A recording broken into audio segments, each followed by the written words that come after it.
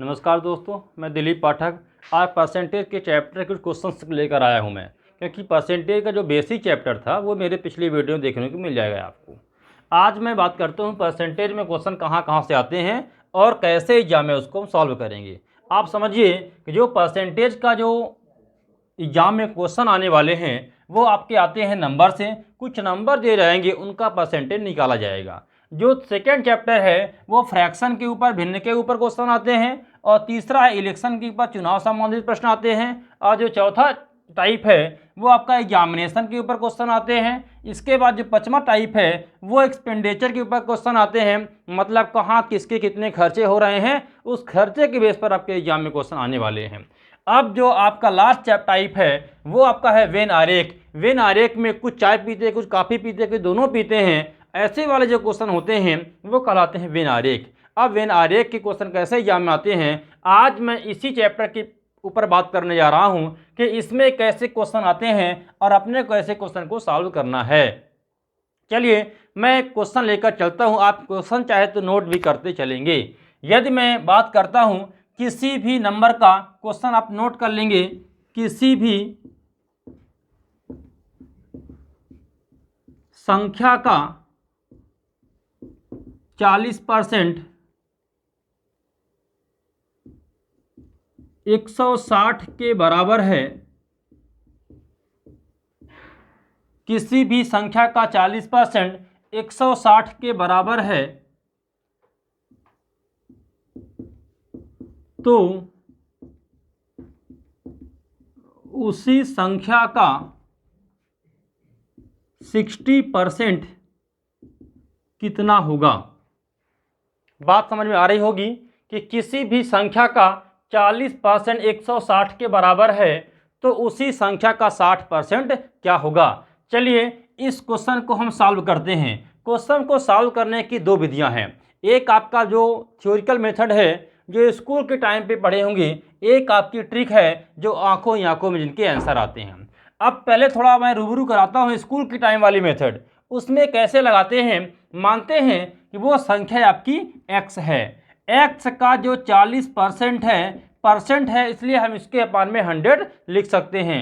x का 40% बराबर किसके हैं, 160 के बराबर है।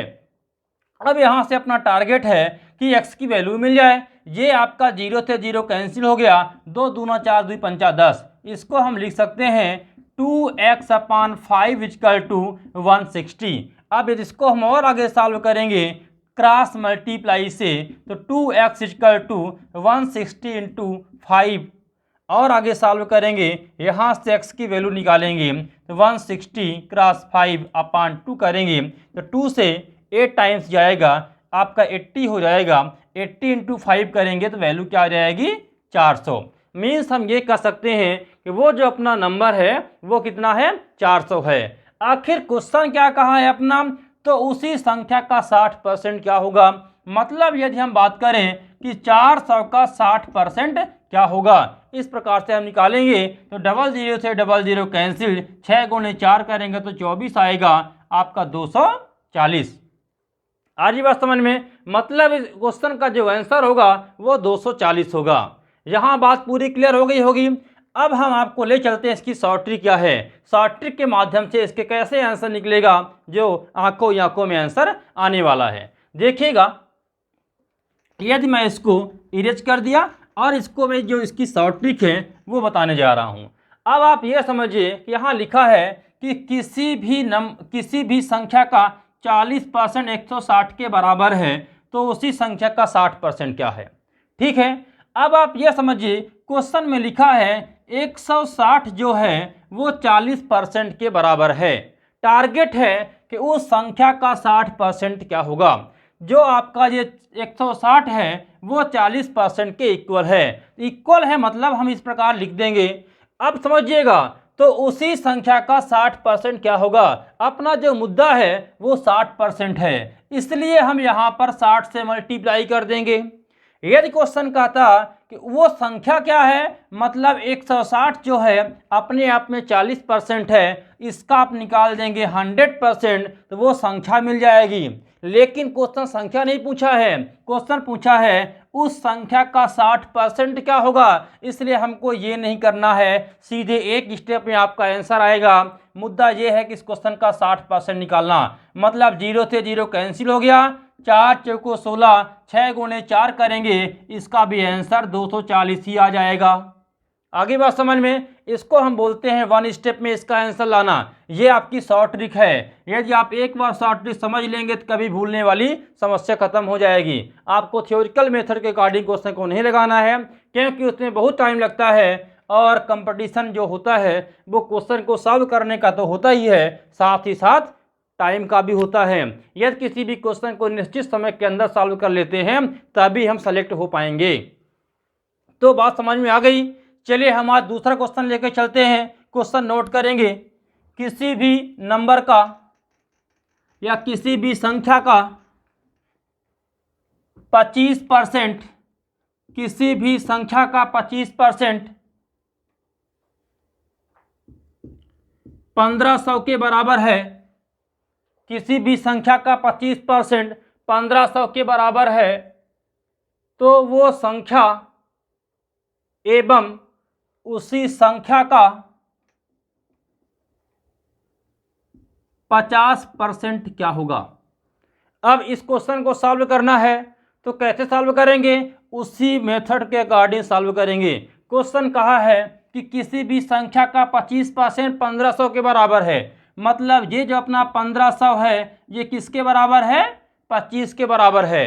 आपको निकालना है वो संख्या क्या है, मतलब एक बार इसका आपको 100% निकालना पड़ेगा। और फिर कहा है उस संख्या का 50% कितना है, तो चाहे तो संख्या निकाल के 50% निकालें, चाहे तो उसका भी एक स्टेप आंसर निकाल सकते हैं। ये जो आपका 1500 है अपने आप में 25% के बराबर। क्वेश्चन कहा है इस संख्या का 50% कितना होगा, मतलब यहाँ पर आप 50 से कर दोगे मल्टीप्लाई। ये 25 दूना कितना होता है 50, 15 दूनी 30, आपका ये 00 लग जाएगा, मतलब वो संख्या क्या हो जाएगी 3000। एक्चुअल में जो उसका 100% है वो कितना हो जाएगा 25 चौको 100, 15 चौको 60, ये 00 आपका लग जाएगा।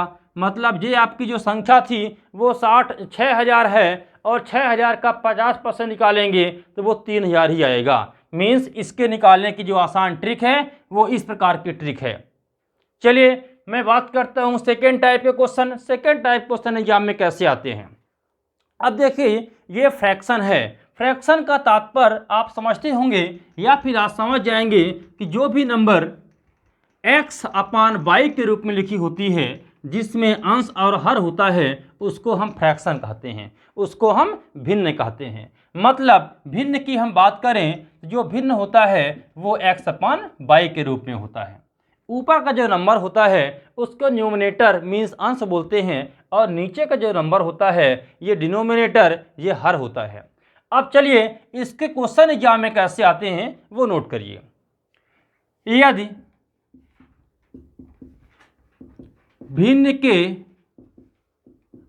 अंश में 40% तथा हर में 30% की वृद्धि की जाए तो प्राप्त भिन्न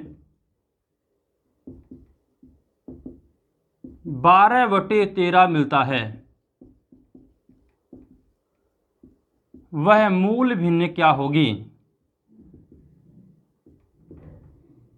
वह मूल भिन्न क्या होगी मीन्स क्वेश्चन लिखा है यदि किसी भिन्न के अंश में 40% एवं हर में 30% की वृद्धि की जाए तो जो अपने को प्राप्त भिन्न होती है वो 12/13 मिलती है। अपने को वो मूल भिन्न बताना है कि एक्चुअल मूल भिन्न क्या थी। चलिए अब हम इस क्वेश्चन को सॉल्व करने की जो ट्रिक है वो बताने जा रहा हूँ। आप समझिए जो अपना भिन्न है वो x/y के रूप का है। x/y में जो अपना ऊपर का होता है वो अंश होता है और नीचे हर होता है। क्वेश्चन कहा है यदि भिन्न के अंश में 40% की वृद्धि की जाए। यदि वृद्धि की बात करी जाएगी तो आपको 100+ करना है। यदि हर में या अथवा क्वेश्चन इस प्रकार से कर सकता है कि वृद्धि की बात करेगा या फिर कमी की बात करेगा। यदि वृद्धि की बात होती है तो 100 प्लस करना है, यदि कमी की बात होती है तो 100 माइनस करना है। अभी तो यहाँ पर लिखा है कि अंश में 40% की वृद्धि एवं हर में 30% की वृद्धि। इस क्वेश्चन का मतलब ये हो रहा है, तो हम क्रॉस की साइन लगाएंगे और अंश में 40% की वृद्धि की बात कही गई है तो अंश में हम क्या करेंगे 140 बट्टे कर देंगे 100। इसी प्रकार से हर में 30% की वृद्धि कहा है तो 100 प्लस 30 करेंगे तो वैल्यू आएगी 130। ये आपका हो जाएगा 130/100 आपका। इसके बाद वो कह रहा है जो प्राप्त भिन्न होती है वो 12/13 है, मतलब ये 12/13 प्राप्त भिन्न हो गई। यहाँ से इसको सॉल्व करेंगे और x/y की वैल्यू निकालेंगे। ये आपका 100 से 100 कैंसिल हो जाएगा, मीन्स ये हमेशा कैंसिल होके ही रहेगा, इसलिए हम चाहें तो कभी भी इस वैल्यू को लिखे ही ना। अब देखिए ये 0 से 0 कैंसिल हो गया, आपके पास बचा है x क्रॉस 14/x क्रॉस 13 = 12/13। ये वैल्यू आ गई। यहाँ से हम क्या करेंगे, अब कहीं से कुछ वैल्यू कैंसिल हो रही है क्या? यहाँ पर कोई वैल्यू कैंसिल हो रही है? हो तो रही है वैसे, लेकिन अभी हम आपको ले चलते हैं कैसे कैंसिल करते हैं वहाँ की बात समझिए। यदि इसका हम यहाँ से करेंगे मल्टीप्लाई और क्रॉस मल्टीप्लाई कर देंगे, 13 × 14 करेंगे तो वैल्यू कितनी हो जाएगी। अच्छा, इसके आप पहले मेरे पिछले YouTube चैनल में चले जाएंगे, मैं आपको कहीं ना कहीं ये पढ़ा के बताया था कि किसी भी दो लगातार नंबरों को मल्टीप्लाई कैसे करते हैं। मतलब यहाँ पर 13 है, यहाँ 14 है, इनका मल्टीप्लाई करना है तो मल्टीप्लाई करने का क्या तरीका था वो मैंने बताया था कि छोटी नंबर का स्क्वायर प्लस छोटी नंबर करते हैं तो दोनों का मल्टीप्लाई मिल जाता है। मतलब 13 का कितना होता है 169 में 13 जोड़ देंगे, जो वैल्यू आएगी वही अपना आंसर होता है। ठीक है, मतलब 13 × 14 करेंगे तो वैल्यू आएगी 182। ठीक है, ये आपका x तो रहेगा ही।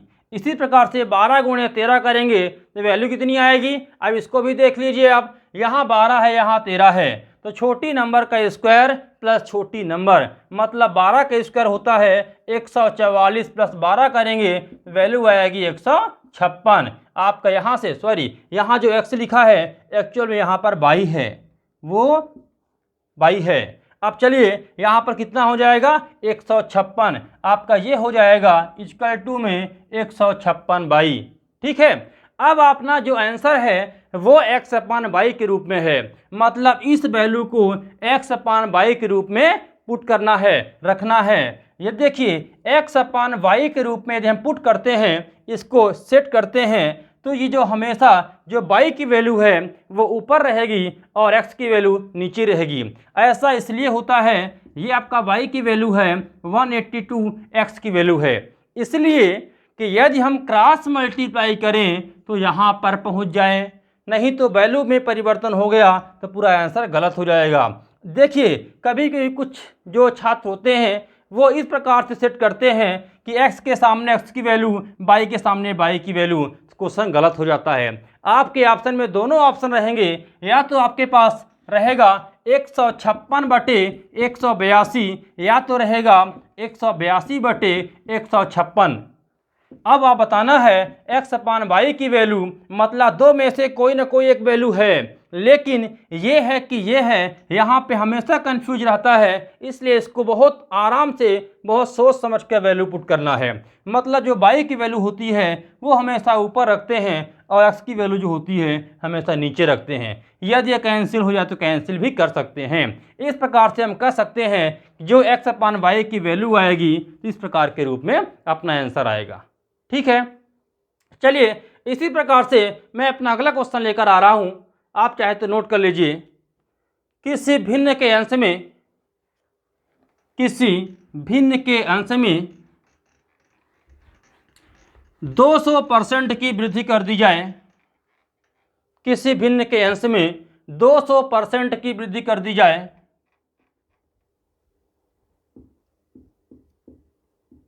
तथा हर में 300% की वृद्धि की जाए तो प्राप्त भिन्न 17/19 मिलता है, वह मूल भिन्न क्या होगी। इस क्वेश्चन को आप नोट कर सकते हैं।